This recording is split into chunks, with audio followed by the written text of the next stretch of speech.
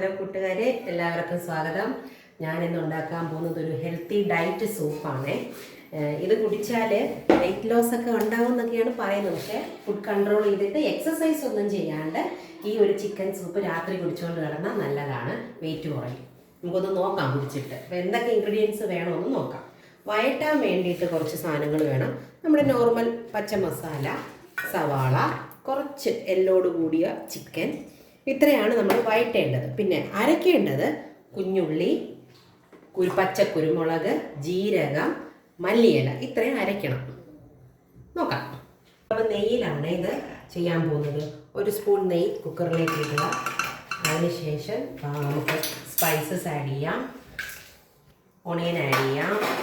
അപ്പോൾ വെച്ച് വഴറ്റിക്കോ. അപ്പോൾ ഇതൊന്ന് വഴണ്ട് വരുന്ന സമയത്ത് നമുക്ക് ഈ അരപ്പൊന്ന് അരച്ചെടുക്കാം.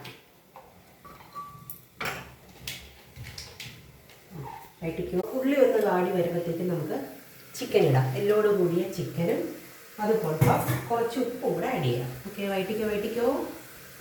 ഇനി ഈ അരപ്പ് കുരുമുളകും, മല്ലിയില, ജീരകം, കൊച്ചുള്ളി, ഇത്രയുള്ള അരപ്പ് ചേർത്തൊന്ന് ഇളക്കാം. അപ്പം തന്നെ നല്ലൊരു കുരുമുളകും മല്ലിയിലയുടെയൊക്കെ ഫ്ലേവർ വരുന്നുണ്ട്. ഇനി നമുക്ക് ആവശ്യത്തിന് വെള്ളം ഒഴിച്ചു കൊടുക്കാം. സൂപ്പിന് ആവശ്യമായിട്ടുള്ള വെള്ളം, കുറച്ചും കൂടെ വെള്ളം.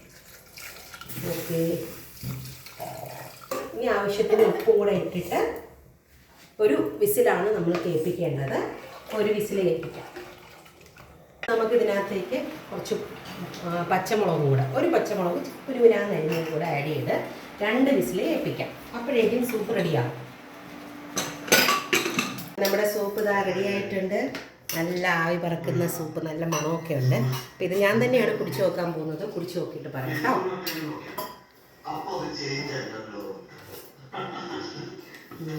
നല്ല മല്ലിയിലയുടെ മണവും കുരുമുളകും ഉപ്പും എല്ലാം ഉണ്ട്. അപ്പോൾ ഇതെല്ലാവരും ഒന്ന് ട്രൈ ചെയ്ത് നോക്കണം കേട്ടോ.